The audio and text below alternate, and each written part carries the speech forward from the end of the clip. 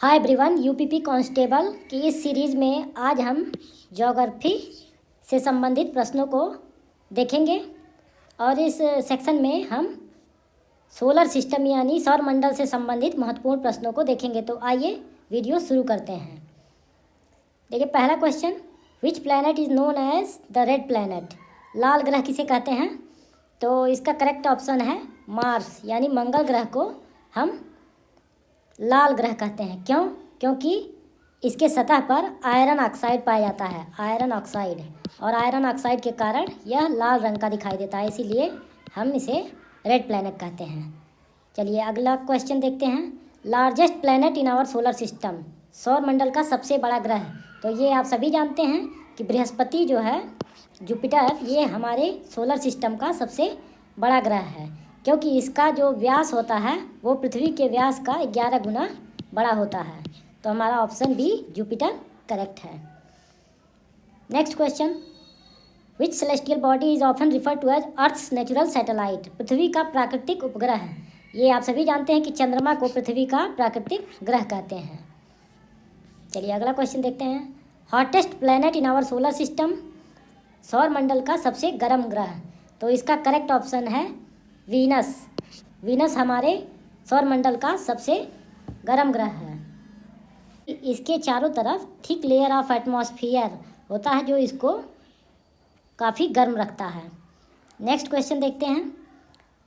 Dwarf planet, कौन सा छोटा ग्रह पूर्व में हमारे सौर मंडल में नवा ग्रह के रूप में जाना जाता था? तो इसका करेक्ट ऑप्शन है प्लूटो।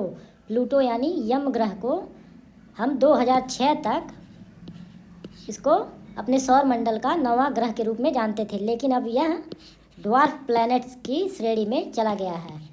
ड्वार्फ प्लैनेट की श्रेणी में चला गया है। ड्वार्फ प्लैनेट में कौन कौन है? एरिक, होमियो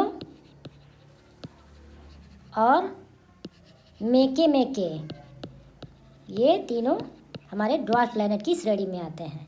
2006 में एक कॉन्फ्रेंस हुई थी, उसमें यम को ड्वार्फ प्लैनेट्स की श्रेणी में कर दिया गया था। चलिए नेक्स्ट प्रॉब्लम देखते हैं।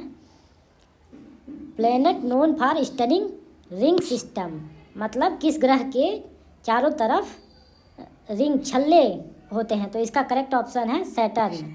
सैटर्न यानी शनि ग्रह के चारों तरफ रिंग सिस्टम है, और वो ring system dust particles, rocks और आइस पार्टिकल से बने हुए हैं। Next question, smallest planet in our solar system.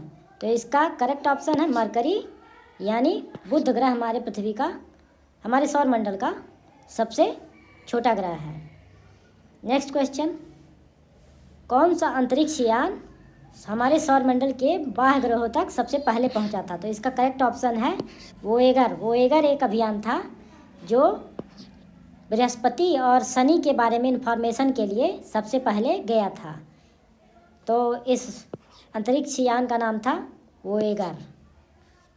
Next, सूर्य और पृथ्वी के बीच में दूरी एस्ट्रोनॉमिकल यूनिट में, तो ये है एक एस्ट्रोनॉमिकल यूनिट, और एक एस्ट्रोनॉमिकल यूनिट होता है 150 मिलियन किलोमीटर।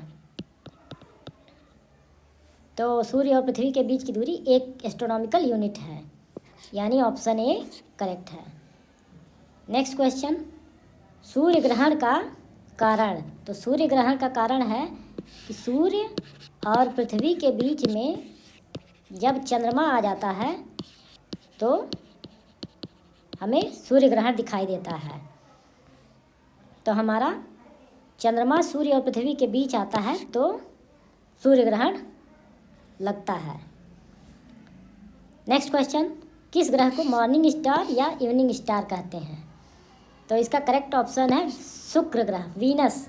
वीनस को हम मॉर्निंग स्टार या इवनिंग स्टार कहते हैं। क्यों? सूर्योदय से पहले देखने पे इसे मॉर्निंग स्टार कहते हैं, और शाम सूर्यास्त के बाद देखने पर इसे इवनिंग स्टार के नाम से जाना जाता है।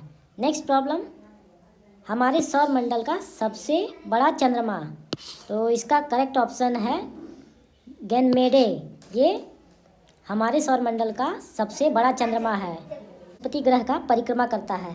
तो इसका करेक्ट ऑप्शन है गैनीमेडे, यह सबसे बड़ा हमारे सौरमंडल का चंद्रमा है जो बृहस्पति ग्रह की परिक्रमा लगाता है। तो हमारा ऑप्शन सी करेक्ट है। नेक्स्ट क्वेश्चन, ऐसा कौन सा अंतरिक्ष मिशन था जो पहली बार मानवों को लेकर चंद्रमा पर सफलतापूर्वक उतरा? तो इसका करेक्ट ऑप्शन है अपोलो 11। अपोलो 11 में नील आर्मस्ट्रॉन्ग और बज एल्ड्रिन ऐसे व्यक्ति थे जो चंद्रमा की धरती पर सबसे पहले उतरे थे। तो हमारा ऑप्शन ए अपोलो 11 ये करेक्ट है। Next question, great red spot on Jupiter ये क्या है? तो ये है ए जायंट स्टॉर्म, एक विशाल तूफान, और यह लगभग 350 वर्षों से